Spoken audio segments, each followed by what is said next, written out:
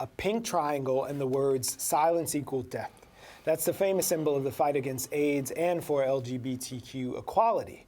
3 decades after it first appeared, in the light of the survival rate for people with HIV and with all the advances made by the community, does it still have relevance? Well, apparently it does. And we're about to hear from a regional organization representing the gay and transgender community from Caribbean roots. According to them, in 2016, it's time for Breaking Silences, the title of an upcoming symposium that will address some of this community's issues and concerns.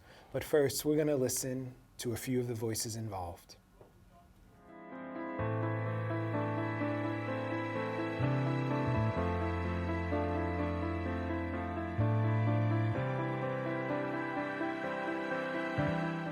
It's about resilience. It's about determination, perseverance. It's about making it through. It's about having faith. It's about being strong.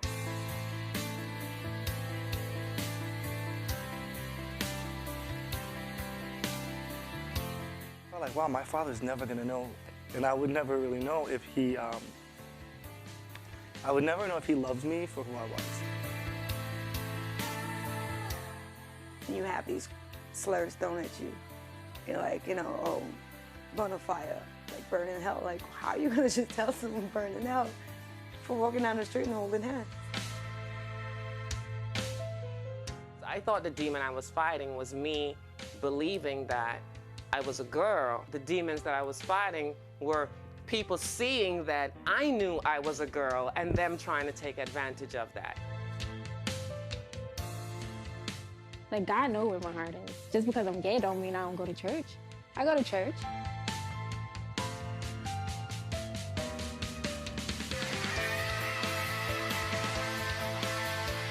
Someone else's thoughts of you don't make you. They don't create you. I'm at a spot where I just feel like I can appreciate love. Because when you're judging yourself, there's really no filters for love to come into you.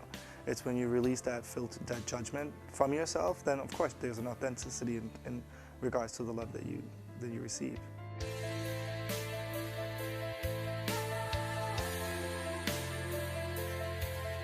It's important just to have people understand that we are no different from you, just because we love the same sex. Don't stop your fight because your life is important. I'm definitely a living example that life gets better.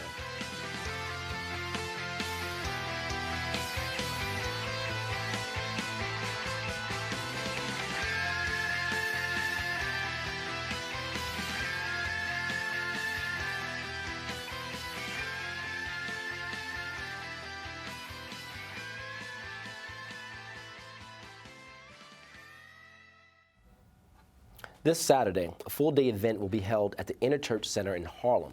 It's called Breaking Silences, a Caribbean LGBTQ People of Color Symposium.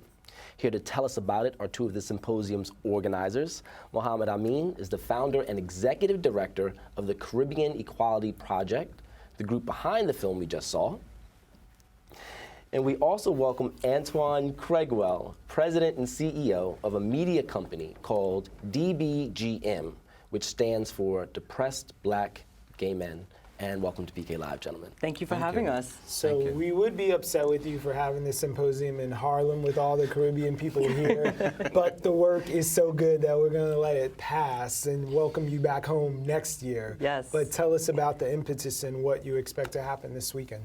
So we have an amazing program scheduled. We have HIV outreach. We're going to do free HIV testing. We also have mental health counselors that's going to be available to speak to the community. We also have immigration workshops that's happening throughout the day. And we have amazing cultural performances, all from artists from the Caribbean, showcasing their talent, LGBT individuals. And it's part of us uniting our community for education to empower and create supportive spaces, which currently doesn't really exist for Caribbean LGBTQ individuals in New York City. Well, is that why you sort of came up with the symposium? Why was the sincere focus on Caribbean LGBTQ? Kim Watson, who is the founder and one of the partners for CK Life, an organization in the Bronx that works with helping people to transition from one gender to the other.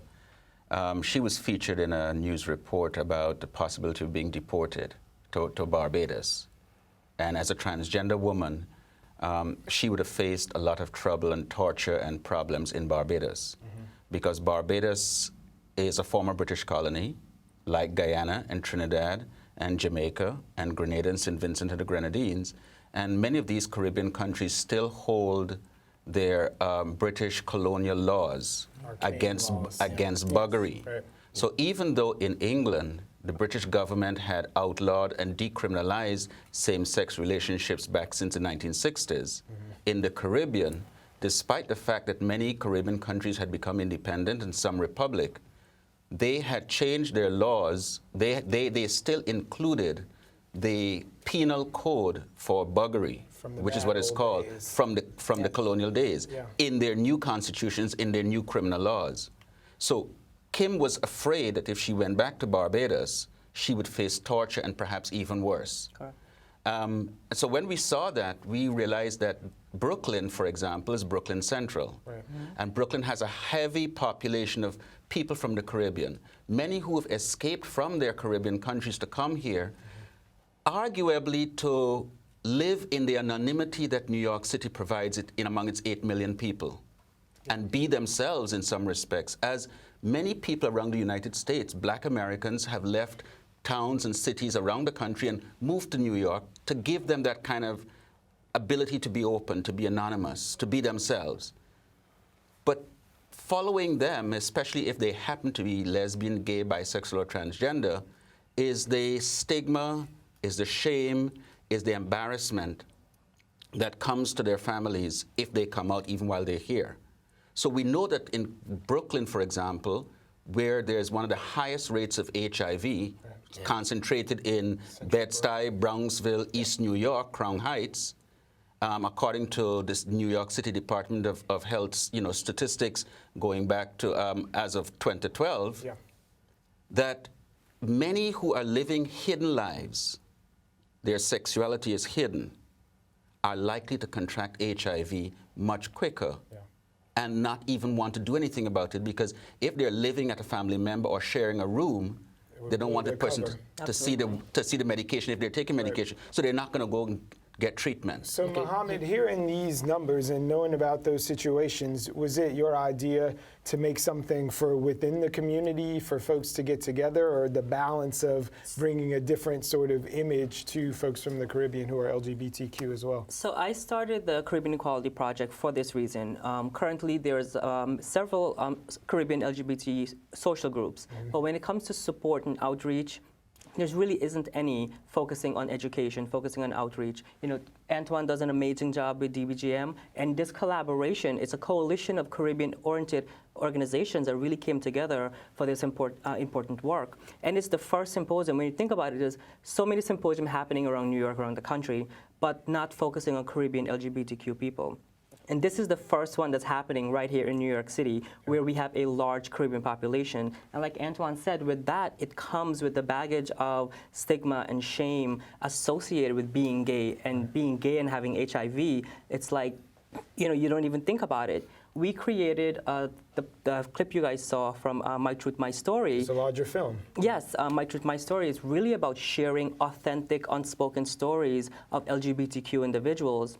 We saw Tyra. Tyra is one of the first trans Caribbean individual from Tobago, and she was so happy to share her story with us. And we're actually going to be screening her entire story at the symposium, where we're going to be talking. We have a trans identity panel, and we're talking about our trans community. Within the Caribbean itself, this is a subject that's not even talked about.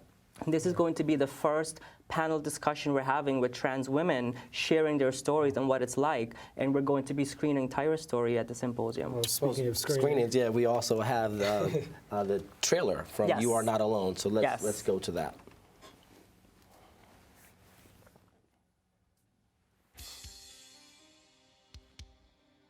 Still in the closet about my homosexuality. I was still trying to come to grips with being gay. Being raised in the church, that was a big, big no-no. The good books say a marriage is between a man and a woman.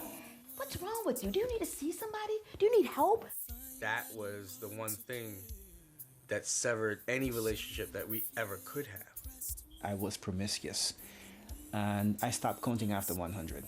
Hey, that's my experience, if that's what you want to call it. I was actually a college student at 19 dealing with HIV. If I'm gonna die anyway, why am I fighting? I just wasn't happy anymore with life or myself. I think I was kind of forced into believing that this was just a part of life. I guess I knew when I woke up in the hospital on a gurney, being wheeled into the emergency room after taking a handful of muscle relaxers. That was a clear sign that something was up.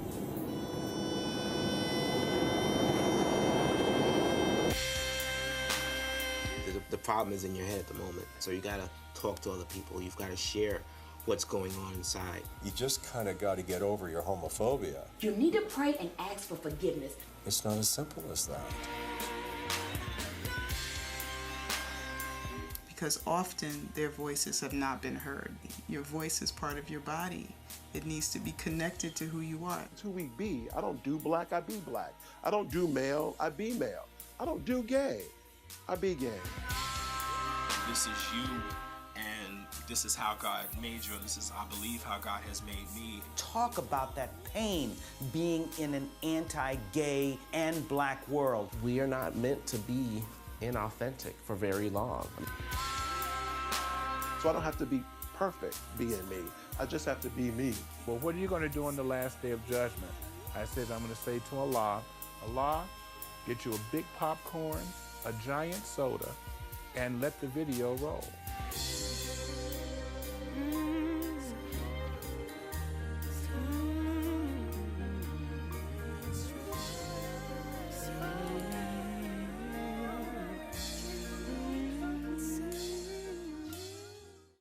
Awesome, great job, great job. You know, you are not alone. It's also about letting people know that, you know, there's other people out there like them as well. They bring up the issue of mental health. Can you tell us about when the symposium is once again and how people are going to get together and discuss these issues? The symposium is happening this Saturday, March 12th. It's going to be at the Interchurch Center, and everyone can register online. We actually have an event page. You can search us on Facebook at Breaking Silences, and you're able to register for the symposium. Currently, we have about 170 registrants. Everyone can take part of it. We have limited access to like refreshments and that sort of thing, but everyone is welcome to really be a part of this. Mental health is a really big part of the program. We really want to focus this. We really want our community to talk about mental health and remove the shame and stigma that's associated with it, because in order for us to heal and grow, we have to heal ourselves, and we really want our community to really come together for this one symposium to take advantage of all the amazing support we have for our community there at Saturday. Okay, and if they can't make the symposium, how do they reach you, the Equality Project? And for the Caribbean Equality Project, we're on Facebook. You can contact us at CaribbeanEqualityProject.org. We also have our Facebook link. You can contact us at Facebook, search for the Caribbean Equality Project. And Antoine? And DBGM, you've got dbgm.org, and you can contact us at info@dbgm.org. Also, we have a Facebook and Twitter and Instagram accounts as well. Well, congratulations on the first one. No, thank you. We're looking forward to having more of these. All right. And next year in Brooklyn. Yes, in Brooklyn next year, definitely.